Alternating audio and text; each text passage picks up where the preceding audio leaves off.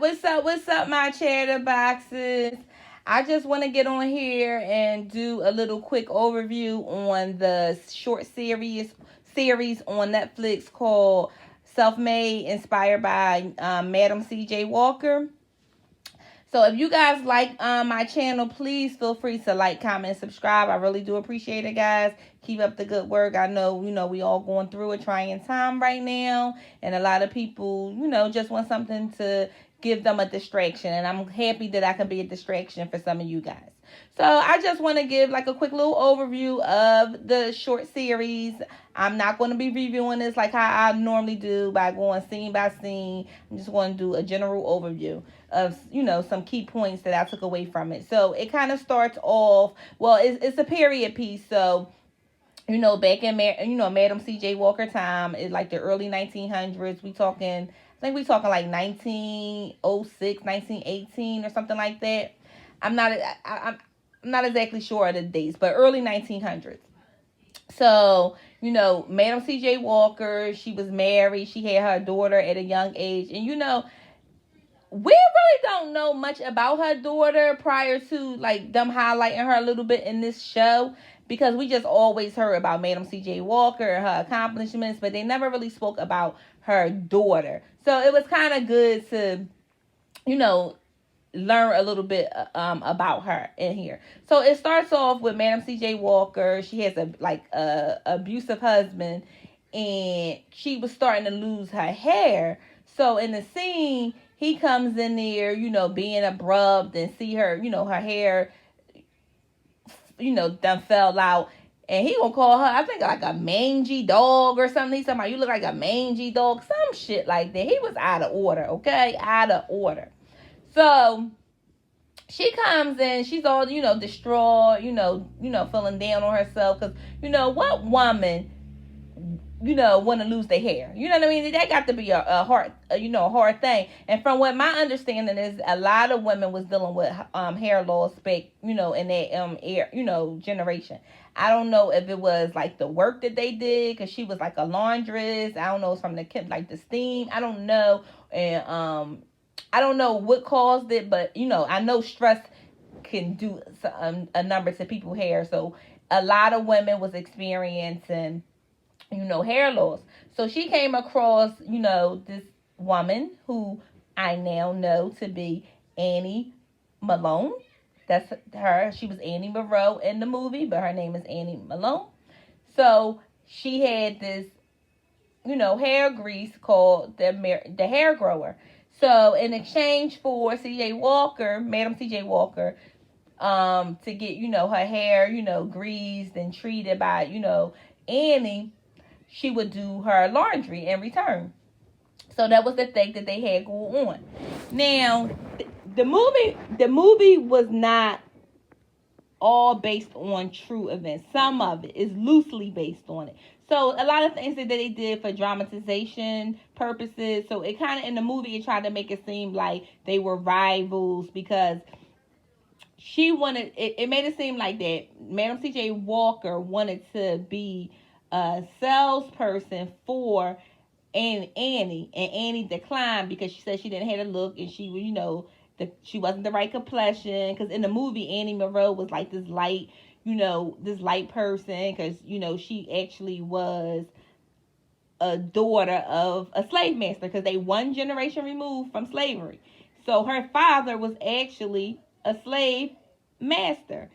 So it made it seem like she was this fair skinned woman with all these long locks, and from what I hear, that she wasn't that light. She wasn't that light in real life, and her hair wasn't as long and flowy as they, portrayed on the movie, the series. So anyway, she basically told Madam C.J. Walker that she couldn't sell for her because she wasn't the look that she wanted out there representing her company. So Madam C.J. Walker wasn't having that shit, because she knew in herself. She trusted herself and her ability to be able to, do what she needed to do. So her approach was, she gave her story behind the product, and women gravitated to that. So she stole a couple jars from Annie, sold it and tried to bring it back, and Annie kind of like shunned her a little bit and made her feel lower than dirt. And this would prompt her to, get her own formula together. Now, that's the way that the series, tried to tell us. But in fact, because I did research it a little bit, in fact, Madam C.J. Walker actually worked for Annie Monroe until something went on between them two, and then that's what made her, start her own thing. See that? But in the movie, it tries to make it seem like she shut her out from the door, but that wasn't the case. And their rivalry wasn't because of one being light, one being dark, or one, having long hair and one not having it. The rivalry was because of they were in competition, basically, essentially. And it wasn't like a big rivalry. She just put something in the paper, be aware of imitations. That's it. Like, it wasn't like a big thing. Annie Monroe was a successful businesswoman in her own right. And from what I'm gathering, from what I'm hearing, she was actually the first, she was actually a female millionaire before Madam C.J. Walker. But Madam C.J. Walker, that's what she in the history books is known as. And one thing I do like about this series is it did highlight Annie, because I did not know anything about her.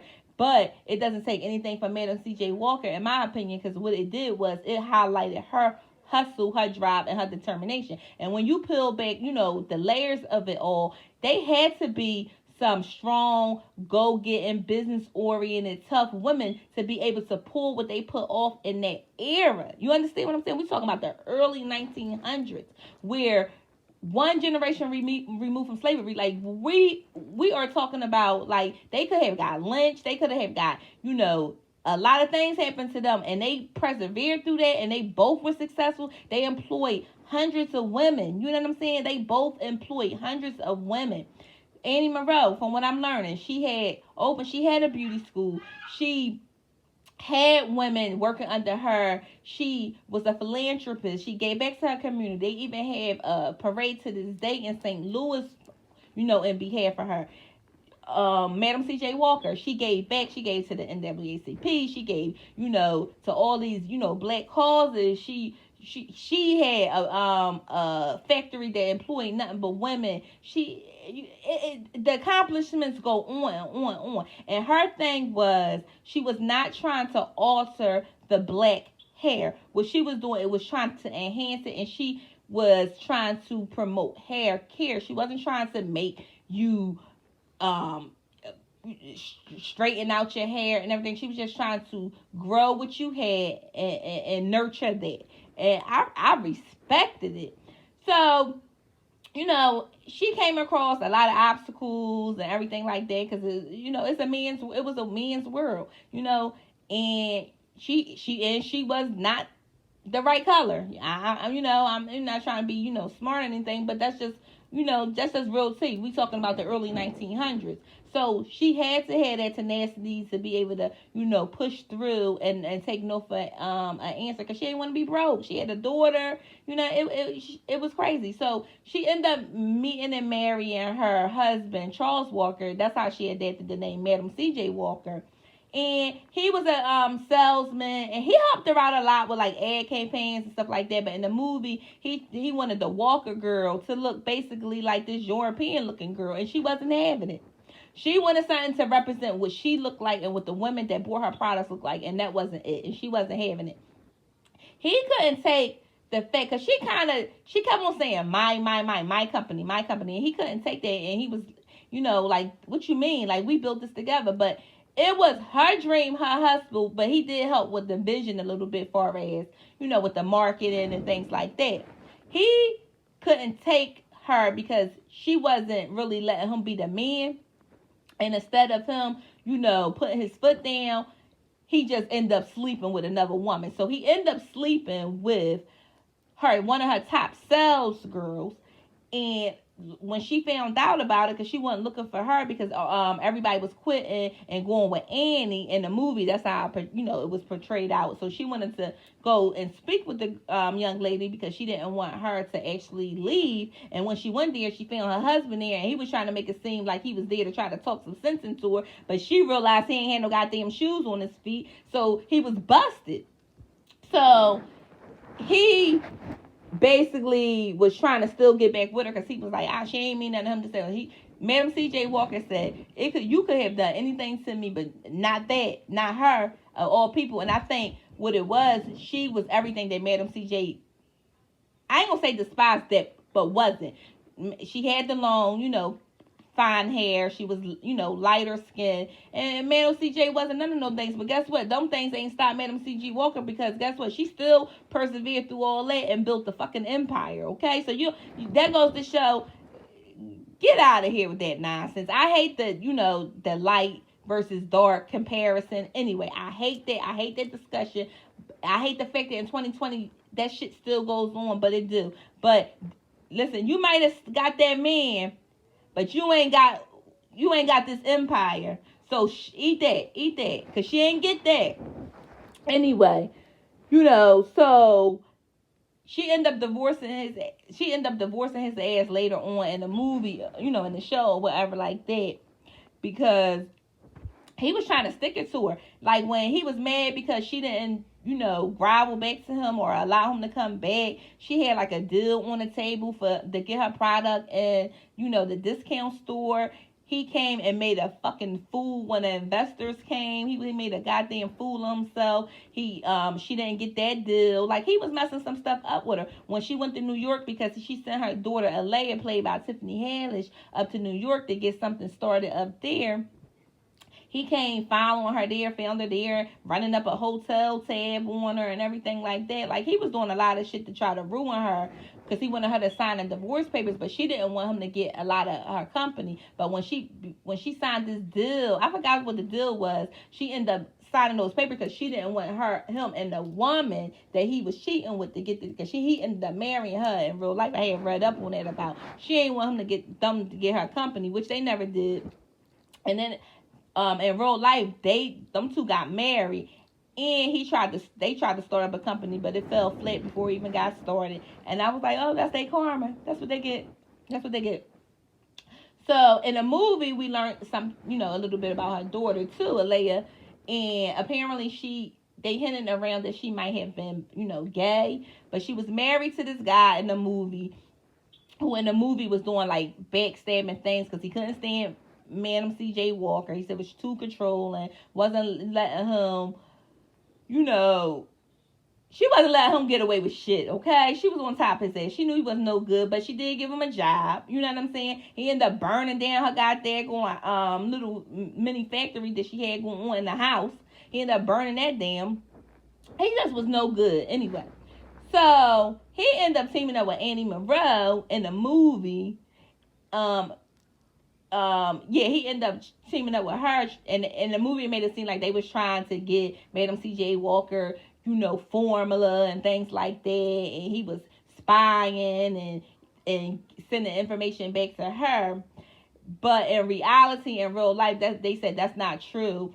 And it made it seem like Madam C.J. Walker stole Annie's formula, and again they said that that's not true. They said that formula has been around 100 years prior to them, with the sulfur and things like that. She improved upon it, making it smell better, because Annie Monroe, she kept that strong sulfur smell in hers, but she didn't steal it from her.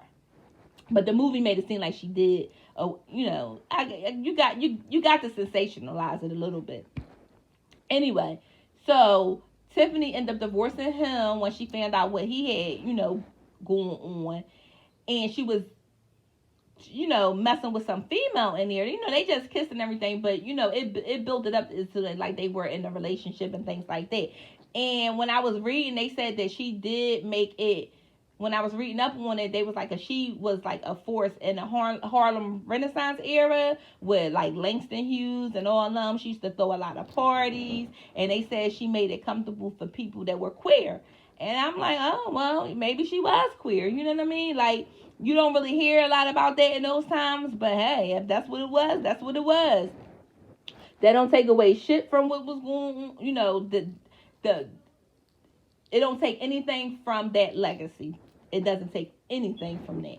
Anyway, Tiffany Haddish, I think she did okay. But people are right when they say Tiffany plays Tiffany. You see Tiffany Haddish and everything she do. You cannot get in. You cannot see the character. I feel as though in this situation, in this period piece, I wanted to see the character. I wanted to see Aaliyah. I didn't want to see Tiffany. I didn't want to see her in Night School or Girls Trip. I wanted to see Aaliyah, and I didn't see Aaliyah. I seen Tiffany, and they did a wrong casting with this. They should have put like Janelle Monáe or something like that. I think she would have did an excellent job. One thing I will say about this is, Madam C.J. Walker, that's all it did was for me, this story exposed her hustle. It made me appreciate her hustle a lot more. She was in rooms that she should not have been in. Her husband tried, to get in certain rooms and couldn't succeed in the things that she succeeded in. Like when those women in the movie, those women had to sit in like the back and they did like women discussions. And a lot of these women were educated women. They wasn't stupid. They wasn't, they had things going on for themselves, and they still had to sit in the room. She bust through that goddamn door. She went in there where Booker T. Washington and them was speaking, and she got on that stage, and he had to hear her out. He ain't like it. You know what I'm saying? But people was watching, because when she later ran into W.E.B. Du Bois, she didn't even know he knew who she was, and he was proud to meet her. He said, I like what you did. I remember when you stood up to Booker T. Washington. He was like, I respect it. You know what I'm saying? She pushed the envelope. She knew what she wanted, and she wasn't afraid to go get it, and I respect it. Now, Annie and Madam C.J. Walker, they was some too bad mamma jammas, because like I said, Annie, she accomplished a lot in her day too. They still got a parade going for her in St. Louis to this day. Okay? And Madam C. Walker, she died at 51, but I never knew she was that young when she died. She died of kidney failure. I never even knew she was that young.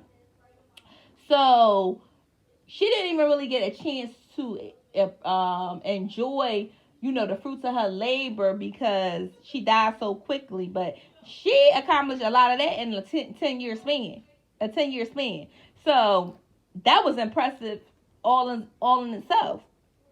They had Bill Bellamy in here. He was playing Sweetness. He ended up getting hanged because he was standing up for his cousin's son, which was sad. But that was the world we lived in back then.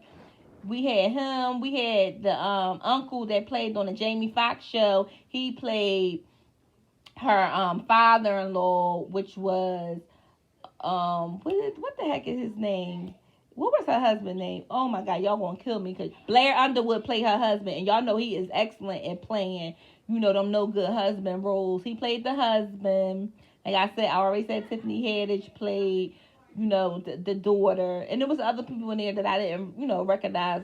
But it was it's certain things in there that I didn't like. I didn't really like the music, because I thought it didn't play into the period of, the times that we were going on. They could have left out like when she was imagining going toe to toe with Eddie, like in the boxing ring and all that stuff. The cinematography. A lot of people said they liked the photography of it all, but I didn't really like that element. So that was kind of like a no for me. Yeah, but like I said, I took away the hustle. Say what you what she gave me, strength to keep on with this YouTube stuff. You know what I'm saying? Because when sometimes I be like, oh, maybe I want to slow up. You just give me strength. Because I get on here just to talk my shit anyway. I ain't trying to get nothing out of it. And I just happy, that, people enjoy the content. So she just gave me motivation to keep it going. Like, you have to respect it. These ladies were the bomb. Just look at it. In the early 1900s, they both were millionaires. They both employed hundreds of women. They started schools. They started factories. They had all these products. She patented she didn't create the hot comb, and she meaning Madam C.J. Walker. She didn't create the hot comb, but she patented to make the tooth of the comb wider to go through black people's hair. She did that. All this in a short span of time, and in the time that they were doing it. Come on now, They some bad mamma jammers. They some bad mamma jammers, okay? Because in time when women were second class citizens to men, when black women was getting, lynched and mistreated at an all time high and all that, and they was able to accomplish all that. Come on, you gotta give it to them. You gotta give it to them. So that's all I got about about this. If you guys like the content, please feel free to like, comment, and subscribe, and don't forget to holler at your girl. By the way, please forgive my daughter. She was talking in the background, and she know I'm trying to do this video, but that's another story. Bye.